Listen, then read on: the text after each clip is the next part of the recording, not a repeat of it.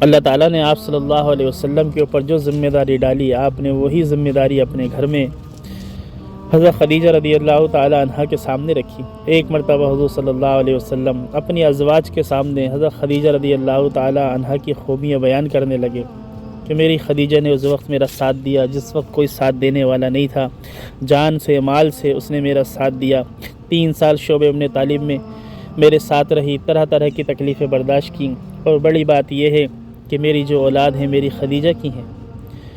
حضور صلی اللہ علیہ وسلم اپنے گھر کے والوں کے سامنے آخرت کی فکریں رکھی ہیں۔ حضور صلی اللہ علیہ وسلم نے اپنے گھر کے اندر 3 چیزوں کا اہتمام کیا، دعوت کا، عبادت کا، تعلیم کا۔ بنیادی بات یہ ہے کہ ہمیں اپنے گھر والوں کے سامنے سب سے پہلی ذمہ داری وہ دعوت کی ذمہ داری ہے، جس ذمہ داری کو پورا کرنے کے اندر مرد بھی، عورت بھی، اولاد بھی، تینوں طبقے حضور صلی اللہ علیہ وسلم کی امت میں، مرد مردوں کے ساتھ عورتیں، عورتوں کے ساتھ بچے، مرد کے ذمے عورت کا دین، عورت کے ذمے اولاد کا دین۔ اس لیے سمجھنے کی بات یہ ہے کہ ہم اس دعوت کی ذمہ داری کے اندر اپنے گھر والوں کو ساتھ لیں۔ نماز ایسا فریضہ ہے کہ نہ اس کو دوسروں پہ ڈالا جا سکتا، نہ وقت سے ٹالا جا سکتا۔ اگر نماز کھڑے ہو کے نہیں پڑھ سکتے تو بیٹھ کے پڑھنا ہے، بیٹھ کے نہیں تو اشاروں میں۔ ہماری نماز کا کوئی متبادل نہیں ہو سکتا۔ میرے مرنے کے بعد جنازے کی نماز پڑھی جائے گی، حیات میں کوئی نماز نہیں پڑھ سکتا۔ جس طرح نماز کا کوئی متبادل نہیں ہے، اسی طرح دعوت کا بھی کوئی متبادل نہیں ہے۔ ہمیں اپنے آپ کو اور اپنے گھر والوں کو اس دعوت کی فکروں کے اندر لے کر چلنا۔ ہر آنے والی بہن ہمارے گھر کے اندر ہماری گھر والی سے آخرت کی فکریں لے کر جائے۔ ہر بہن آ کر ہمارے گھر میں سے اس کے گھر میں تعلیم کا حلقہ قائم ہو، اس کے گھر کے اندر قرآن کا حلقہ قائم ہو، اس کے گھر کے اندر حضور صلی اللہ علیہ وسلم کے ارشاد مبارک پڑھے جا رہے ہوں، بیان کیے جا رہے ہوں، صفات کا مذاکرہ اس کے گھر میں ہو، تشکیل و مشورہ، یہ بنیادی اعمال، یہ 5 اعمال سے تعلیم ہر آنے والی بہن کے گھر میں شروع ہو جائے۔ ہمیں اپنے گھر والی کو اس کی فکر دینا پڑے گی کہ آپ آنے والی بہنوں کو اللہ کی طرف متوجہ کریں۔ ہر بہن کے گھر میں روزانہ وقت متعین کر کے تعلیم شروع ہو، ہر بہن ہفتے والی تعلیم سے جڑے، آنے والی جماعتوں کا قیام ہمارے گھر کے اندر ہو۔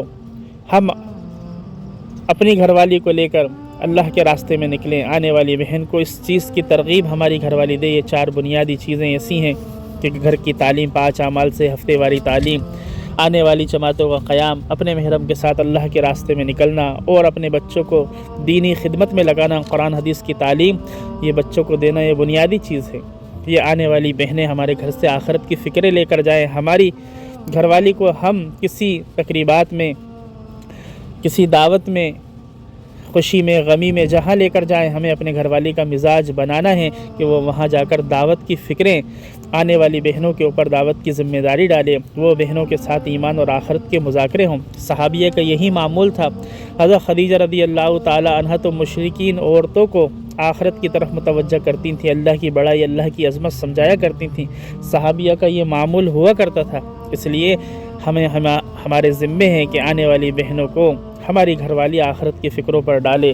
ہماری گھر والی کو ہم جہاں لے کر جائیں، ہم جہاں جا رہے ہیں، جس جگہ ہم جا رہے ہیں، گھر میں پہلے سے اس چیز کی نیت ہو جائے اور آپس کے اندر مذاکرہ ہو جائے کہ ہم جس گھر کے اندر جائیں گے اس گھر کے اندر بہنوں سے ہماری بہنیں ایمان آخرت کی بات کرے، گھر کے جو اعمال ہیں جس کی وجہ سے گھر زینت بنتا ہے، اللہ کی نگاہوں میں وہ گھر قیمتی بنتا ہے، وہ اعمال ہماری گھر والی ان عورتوں کو دے۔ ہم ان مردوں کے ساتھ بیٹھ کر ان کو مسجد والے اعمال، ان کو اللہ کے راستے کی نقل و حرکت، اس دعوت کی ذمہ داری کا سمجھنا اور سمجھانا ہر ایک کے اوپر ایسا فریضہ ہے کہ نہ اس کو دوسروں پہ ڈالا جا سکتا، نہ وقت سے ٹالا جا سکتا۔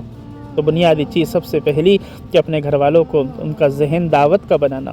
حضور صلی اللہ علیہ وسلم نے اپنے گھر میں دعوت کا اہتمام کیا۔ اسی طرح حضور صلی اللہ علیہ وسلم نے اپنے گھر کے اندر عبادت کا اہتمام کیا۔ ابو نعیم کی روایت ہے، حضرت جبریل آئے، حضور کو لے کر چلے، زمین پر مارا، وہاں سے پانی کا چشمہ جاری ہوا۔ حضور صلی اللہ علیہ وسلم کو وضو سکھایا، وضو سکھا کے حرم لے کر آئے، حرم کے اندر حضور صلی اللہ علیہ وسلم کو نماز سکھائی، وضو اور نماز سیکھ کر حضور صلی اللہ علیہ وسلم گھر تشریف لائے، گھر میں آ کر حضرت خدیجہ کو وضو بھی سکھایا اور نماز بھی سکھائی۔ سمجھنے کی بات یہ ہے کہ ہم اپنے گھر والوں کو کیا دے رہے ہیں۔ ہم اپنے گھر والوں کے ساتھ ایک عرصہ ہو گیا، 10 سال، 20 سال، 30 سال، 40 سال، 50 سال، ایک زمانہ گزر گیا، ہمارے گھر والوں کے ساتھ لین دین کس چیز کا ہے؟ حضور صلی اللہ علیہ وسلم کے گھر میں لین دین آخرت والے اعمال کا، اور ہمارے گھر میں لین دین مٹی کے سامان کا۔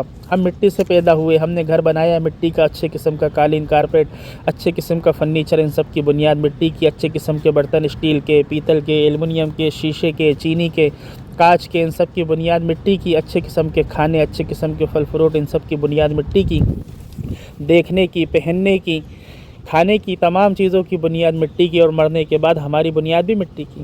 ایک زمانہ ہمارے گھر والے ہم سے تقاضا کرتے رہے، اور ہم ایک زمانے سے ان کے تقاضے کو پورا کرتے رہے، لیکن تقاضا کس چیز کا پیدا ہوا؟ کہ تقاضا کہ مٹی کا لین دین رہا۔ مٹی کی شکلیں الگ الگ، کبھی کپڑے میں، کبھی کھانے میں، کبھی زیب و زینت کے نقشے میں، لیکن ہے کیا کہ وہ مٹی۔